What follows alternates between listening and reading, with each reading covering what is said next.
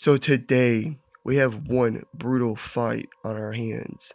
Moon Knight versus Bane. Who wins?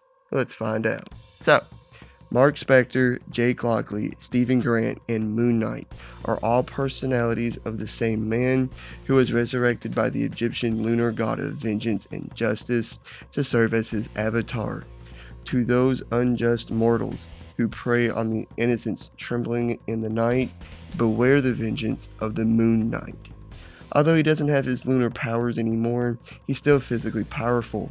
He's strong enough to easily rip a car door off its hinges with his bare hands, and to easily kick a hole in a brick wall. He's fast enough to easily dodge bullets even at point blank range, and slash or getting closer to the shooter, but durability and endurance is where he thrives. Firstly, he wears this carbonadium armor, which is almost as tough as adamantium. He so easily kept on fighting after being shot, stabbed, and even shot in the chest with a crossbow. He just kept on going like it didn't even hurt. He's a skilled martial artist and fighter, being a master in boxing, judo, krav maga, salat, savat, eskrima, karate, muay thai, and kung fu. He's also a very brutal fighter and aims to kill his opponents. He carries several gadgets on him at all times, like his crescent darts, spiked brass knuckles, a bow staff, and a truncheon that has many purposes as well. But in the other corner, the man who broke the bat, Bane. Born to serve the life sentence of his father, Bane created a super steroid venom that enhanced his physical attributes and gave him a nice healing factor. He can also continuously increase the amount of venom being injected into him through the tubes on his back, but if he injects too much too quickly, it'll put too much strain on his heart and he might have a heart attack. His average strength allows him to lift about 2 tons. His max was 15 tons. The more venom in his body, the more enhanced his physical attributes are, and the faster his healing factor is. He's durable enough to the point bullets and blades only cause artificial damage, and he can fight virtually forever as his body doesn't release any fatigue toxins. Um, he is a formidable fighter and combatant, using his enhanced strength, endurance, and brutality, along with boxing, judo, and wrestling techniques, and grappling as well.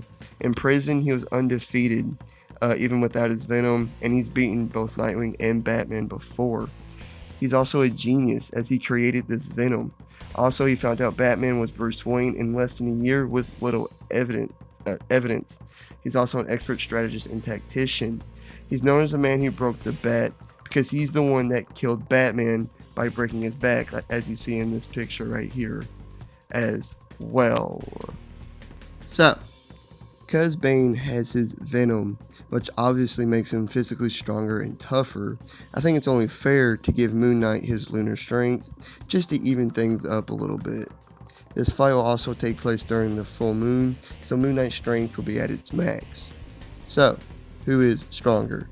Well, with his lunar strength, Moon Knight was able to easily and even accidentally break bones, rip chains apart with his bare hands, bend metal with his bare hands, shatter a gun with his foot, throw a jaguar off of himself and then knock it out, and easily send people flying. But I'd still say Bane is stronger. He's lifted a large boulder over his head with one hand, ripped apart a sewer gate while underwater, easily lift Killer Croc over his head, easily punched through solid stone and concrete, easily shattered Red Hood's mask with a punch, and he's routinely ragdolled Batman and other members of the Bat family. He's stronger here, but it's not like Moon Knight is completely outmatched in strength. Bane's also physically tougher. Now, with Moon Knight, it's not his durability we need to talk about, but his endurance and pain tolerance. They're just incredibly high for a human, on par with someone like Punishers and Daredevils. He's even mentioned that he has so many personalities going on in his head that he's too psychotic to feel pain, and he's kind of backed this up. He's gotten right back up after multi-story falls, point-blank explosions, and energy blasts. He's remained conscious after massive beatings from Werewolf, Kingpin, and a group of thugs with clubs, as well as a building-busting explosion. And he didn't slow down or even react to being shot, stabbed, and even being shot in the chest with a crossbow. He was even unfazed by a taser, and actually, he killed the dude who tased him while he was still being tased. That's crazy. He also has his carbonadium armor, which is almost as tough as adamantium. But Bane is just tougher. Bullets and stab wounds only cause artificial damage to him. He's unharmed from an exploding truck crash, crashing through a concrete wall, and a fall from Wayne Towers. Grenades do nothing to him. He's withstood barrages of bullets and stabs, mostly unfazed, punches from Batman with Superman's powers, and even 50,000 volts of electricity. He also has a nice healing factor on top of that. Yeah, Bane's more durable. And now, speed. Don't let Bane's bulk fool you. He's very fast, as he's dodged a shotgun shot, and he's consistently dodged or deflected arrows and batterings. But Moon Knight's definitely faster. He's routinely dodged bullets even at point blank range or while getting closer to the shooter, easily dodged energy blasts and lasers, dodged bullets while gliding, blitzed whole groups of thugs before they could react, and he even beat a thug to his cab who had a head start. But overall, Bane is physically superior. What about fighting skill? Well, just like speed, Moon Knight is definitely better in technical fighting skill and ability. He's a master martial artist with military training and even a former boxing world champion. He's also very brutal and aims to kill as painfully but as quickly as possible. His fighting style will even allow him to get hit if he knows a killing opportunity will present itself afterwards. What's unique about his fighting style is that even Taskmaster absolutely refused to copy it because of that fact. He's easily beaten Midnight in groups of cops single-handedly. He's also beaten Bushman, Blacksmith, Black Spectre, Arsenal, Bullseye, Nick Fury, and he's matched or bested people like Deadpool, Taskmaster, Punisher, and Daredevil. He's even held his own against Captain America. But I promise, I'm not underselling Bane here. He might not be a master martial artist, but he is a world-renowned grappler, and he's fought for years while in prison and was undefeated in prison as well.